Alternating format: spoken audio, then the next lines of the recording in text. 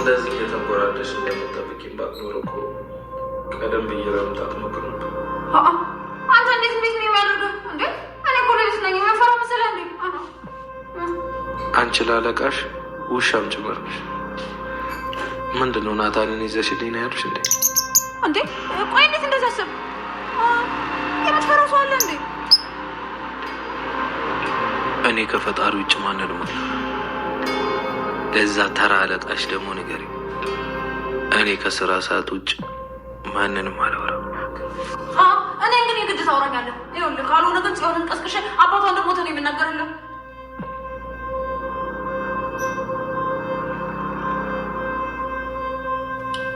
ሞክር። አለቃሽ አልነገረሽም? እዚህ ፊት ለፊትሽ የቆመው ናታን አይደለም ናኤፍ ነው። ከአለቃሽም በላይ የሆነ ሰው። አንድ ቃል ትንፍሽ በይና የእኔ ሴቶች ጋር አስገብቼ ኤፍራታ ላይ ያረግሽውን አንድ በአንድ አንቺ ላይ ያረጋለሁ። ዝም ያልኩሽ ስለማላቅ አይደለም። ኤፍራታ አሁን የኔ ኃላፊነት ስላልሆነች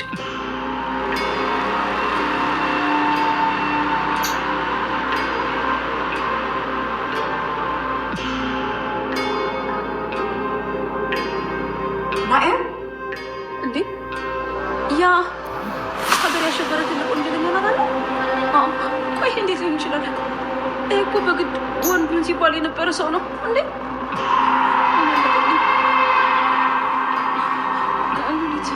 እንደምታደርጋለን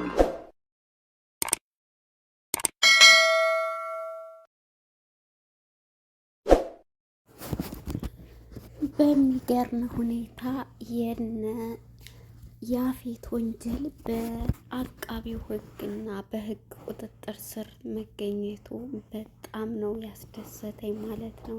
ምክንያቱም ይሄንን እንትን መጀመሪያ ያስጀመሩት ጽዮንና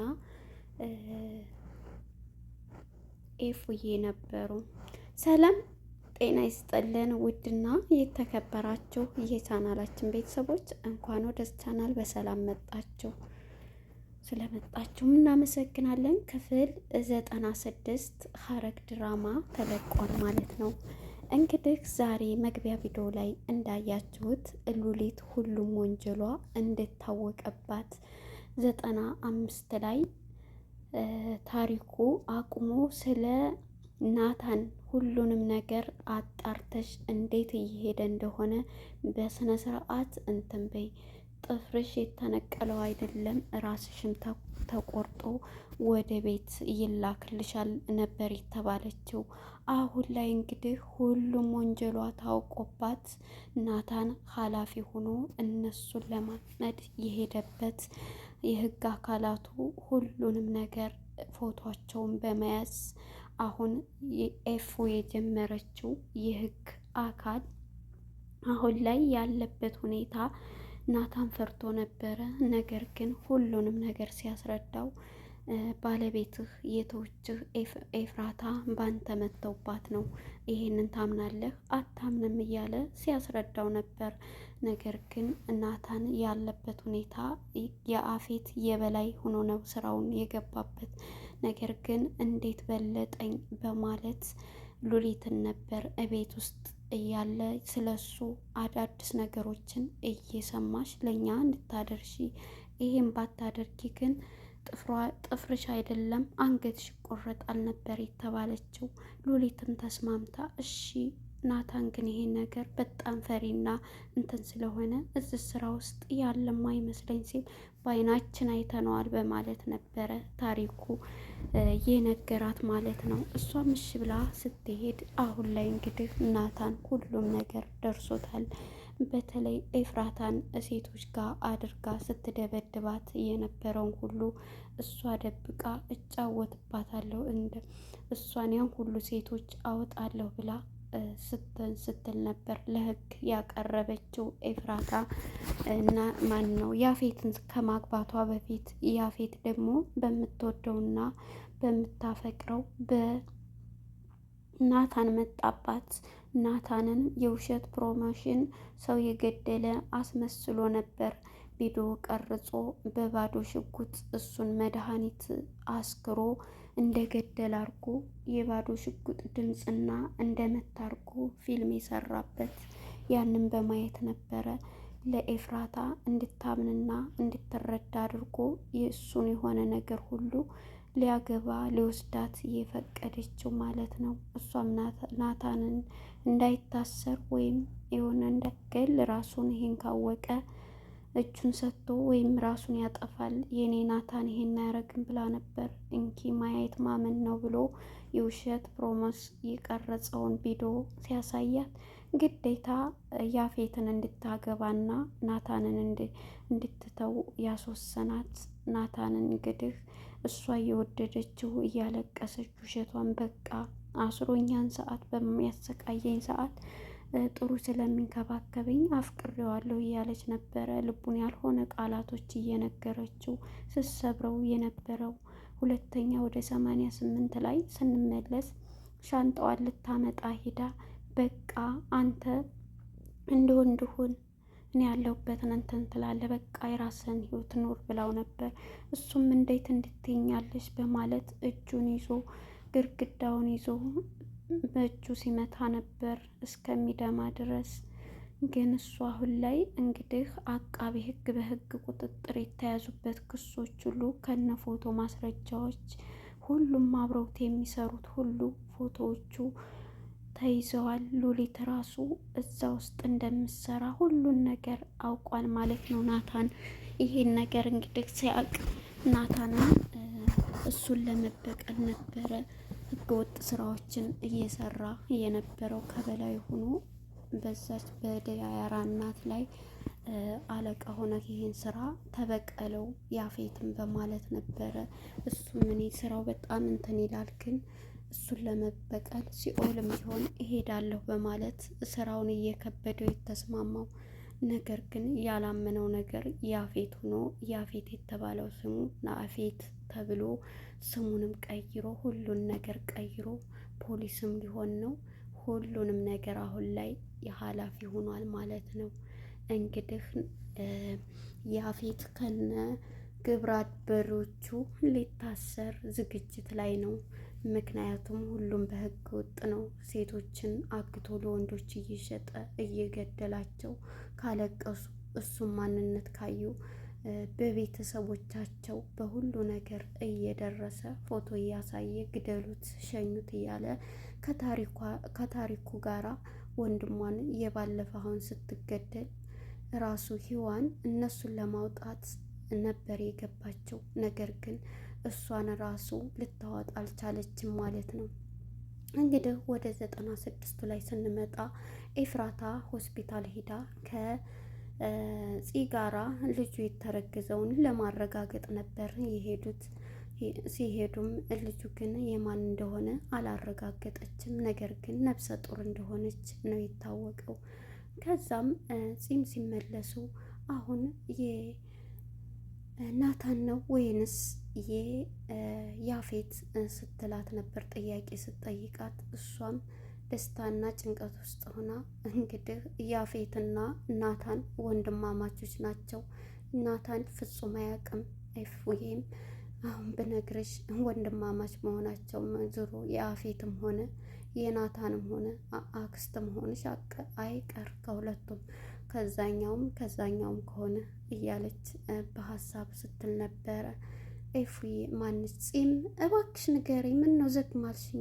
ስትላ አሁን ስለዚህ ርዕሳ እንርሳውና አሁን በቃ አንቺም ወደ ቤትሽ ሂጂ እኔም ወደ ቤት ልሄድ ስትል፣ እንዴ ለምን እኔ ቤት እሸኝሻለሁ ቤት አድርሽሽ ነው ስትል፣ እንግዲህ ታማለች ብሎ ቤቱን በአንድ እግር አቁሞት ያፌት ቀርሟታል። ቤት ውስጥ ቀርማ ያገኛታል።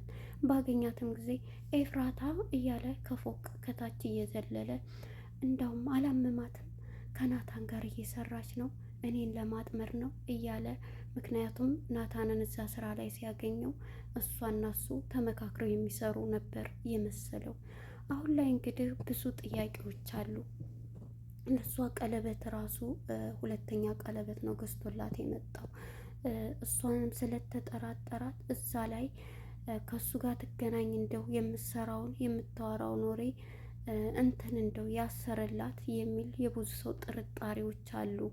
ያን ያሰረላትን ቀለበት ካሜራ ገጥሞበት በላፕቶፑ ሊቆጣጠራት ነው የሚባል ነው። ምክንያቱም እሱ በጣም በብዙ በእንትኖች ነው የሚንቀሳቀሰው ሰው ያንን ቀለበት ያሰረላ። ሁለተኛ ለምንድን ነው በፊት አስረልኝ ስትለው ያጠበብ ስላለች ይሄንን ደግሞ ሁለተኛ ሰሪ የሚል ነው እንግዲህ ያሰረላ። ከሚጠራጠሩት ያ ቀለበት ካሜራ ተገጥሞበታል ወይስ አልተገጠመበትም? ምክንያቱም ያፌት በጣም ብዙውን የሚያውቅ ነው። ስለዚህ ያፌት ደግሞ ያለበት ነገር አሁን ላይ እንዴት ነው?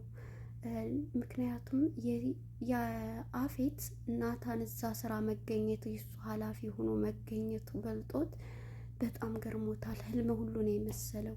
እንግዲህ ያፌት ወንድሙ እንደሆነ በስርዓት ናታንን ያውቃል። ናታን ግን ያፌት ወንድሙ እንደሆነ አያውቅም።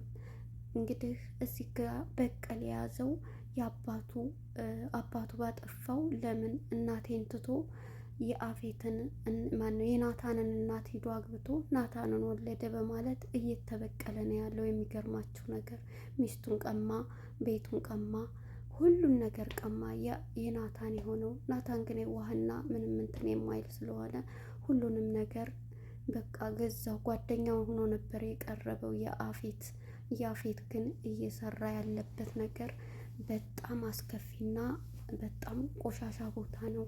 ሴቶችን በመሸጥ ሴቶችን በብዙ ሚሊዮን ብር እየሸጠ ቤት ይዞ ኃላፊ ሁና ሎሊትም እንደዛው እንትን ስትል ነበር። ኤፍራታ ነበር ከዛ ውስጥ የነበረችው።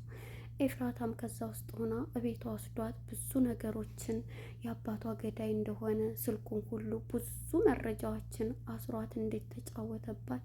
በኋላ ላይ ሊያፈቅራት የቻለው ማለት ነው። ግን እሷም ያን ሁሉ እያወቀች በዚህ ሲስተም ነው እሷን ሊያገባና ሊወዳት ማነው ወደሱ የናታንን ሊቀበል ሊቀማ የቻለው።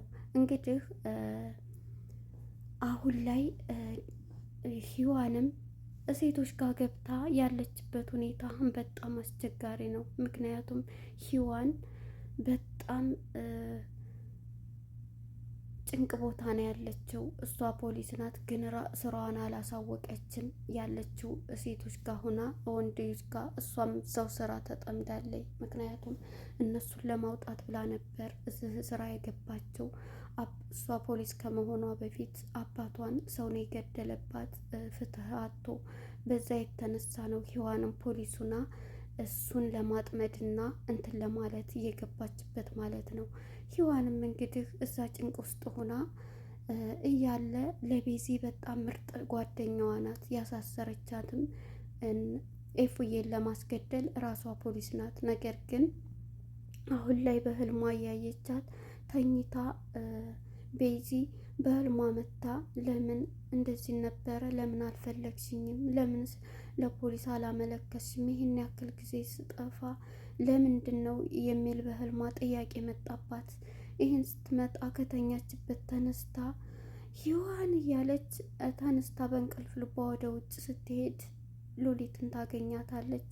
ሉሊትን በምታገኝባት ሰዓት ምን ሆነሽ ነው ስትላት፣ አሁን ሂዋን ስትወጣ ላይ ይሻትም ያምሻል። ሂዋንና ሉሊት ይተዋወቃሉ። ያን ያስጠግታት ነበረ። እንዴ እቤቷ ድረስ ሂደን የታለችና ነው እሷን እንትን ደግሞ ቤቷን አንቺ የታወቅሽ ስለ እሷ ሰፈር የታወቅሽ አንቺ የታሰርሽ ጊዜ እኮ ያን ሰዓት ስለ አንቺ እንዴት ትፈታያን እየተመካከርን ተገናኝተን ነበረ ከእሷ ጋር እና የዛን ጊዜ ነው የማውቃት። አሁን ያምሻል እንዴ የት መታ ነው በማለት ነበረ ስትነግራት የነበረው። የዚህን ጊዜ እንግዲህ ሉሊት ይሄን ስትላት በህልሜ ነው ወይስ በእውኔ ነው? አሁን እኮ መታ ጠገቤ። በቃ ለምንድን ነው ቤዚ ይሄን ያላደረግሽው እያለች ስትወቅሰኝ ነበር። እንዴታ አሁን ወጥታ ተከትያል ነበር እያለኝ ከጎኗ ያ ህልሟ ሁሉ ሲመጣ ነበር። አሁን ላይ እንግዲህ ሌሊት ነው፣ ያኔ ማታ ነው፣ 12 ሰዓት ሆኗል። ቢሮ መዝጊያ እዛ ልጁ ጋር ጓደኛዋ ጋር አዲሱ ጓደኛዋ ጋር ትደውልና እባክህን ፖሊስ ጣቢያ ይዘኸኝ ሂድ ስትለው እሷም አሁን እኮ መሽቷል፣ ነገ አይሻልም መሽቷል የሚል መልስ ነበር የሰጣት። የዚህም ጊዜ እሺ በቃ እሷ ከእንቅልፏ አባና ስለነበረ የተነሳችው ጓደኛዋን በህልሟ መታ ለምን ይሄን ያክል ጊዜ እንግዲህ ተጠፋ እንኳን ለፖሊስ አመልክች ብላ ነበር ቃል አስገብታት ሄደችው። እኔ ለሌሎች መድረስ አለብኝ ስመለስ ብዙውን አወራሻለሁ በማለት አንቺ ጥሩ ነች ተዋደጂ ከእህትሽ ጋር ብላ መልካም ምክር ለግሳን ሄደችው። ነገር ግን ያለቻት ሁሉ በሀሳቧ እየመጣ አላስተኛት አለ። የዚህ ጊዜ ለጓደኛዋ በመደወል እሱም ደግሞ በመቀበል በቃ ነገ ሄደን እንትን እንላለን አሁን እኮ ቢሮ መዘጊያው ነው ሲላት እሺ በቃ ብላ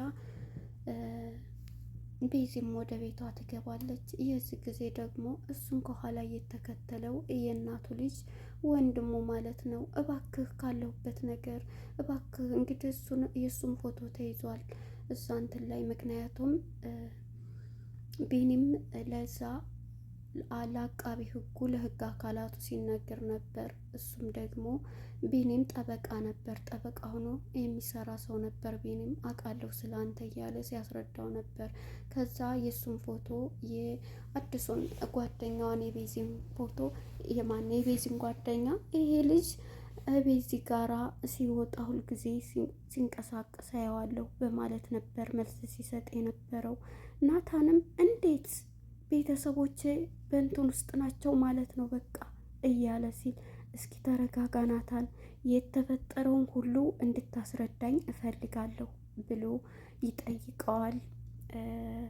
ቢኒም የዚህ ጊዜ እሱን ቤተሰቦቹን ችግር ላይ ላለመክተት እዚህ ስራ ሲገባ ብቻውን የተጋፈጠው። ቢኒ እና እሱ በጣም ጓደኛሞች ነበሩ።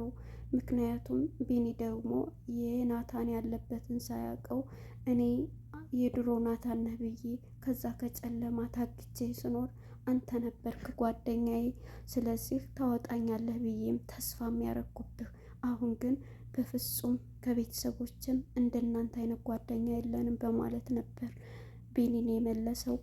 ቢኒ ደግሞ እንግዲህ ቢኒ አሁን ላይ ሁሉንም ነገር ላስረዳ ማን ነው እንግዲህ በገኒ በመዳን ደስ ያለው፣ ገኒየም ደግሞ ሄድ ተከተለው በማለት የሚሰራበት ቦታ ወስዶ ይሄ ነው ብሎ ግልጹን ሲነግረው በቃ ቢኒም ተረዳ።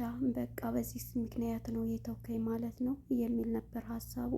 እንግዲህ አሁን ላይ ሁሉም ነገር ይህን ይመስልና ወደ ወንድሙ ስንሄድ ያኛው የእናቱ ልጅ ሲያናግረው በህግ ውስጥ ስለሆነ ፎቶቸው የተያዘው እሱም እባክህን አውራኝ፣ ምንድን ላውራ? እናቱን ፍጹም አይወድም፣ የሚሰራውንም የእናቱን የቤዚ ጓደኛ አያውቅም፣ ግን የሁሉም ፎቶ ተይዟል። እንግዲህ ቤዚን በጓደኝነት ነው የቀረባት። እናቲቱ ደግሞ ያለችበት ማንም ልጆቿ ቀርቶ ማንም የሚያውቅ የለም፣ አብሯት የሚሰሩ ብቻ ናቸው።